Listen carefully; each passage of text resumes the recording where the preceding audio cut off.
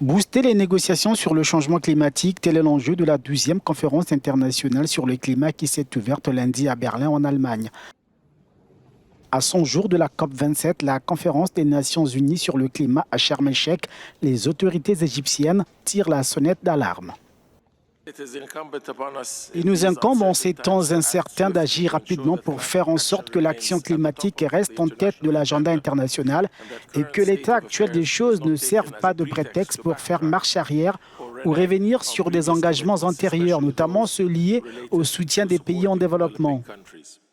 Dans la capitale allemande, le président égyptien a mis en avant les effets du changement climatique pour les pays africains, alors que les 100 milliards de dollars promis en 2020 aux pays en développement se font toujours attendre.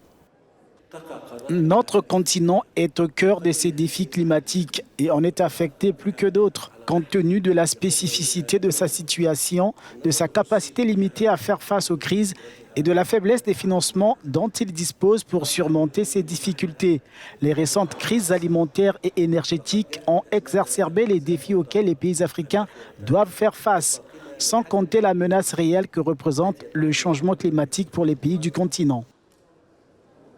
Lundi, l'Allemagne, qui préside le G7, a promis de faire aboutir la mobilisation des 100 milliards de dollars pour le financement du climat aussi rapidement que possible et de manière continue jusqu'en 2025.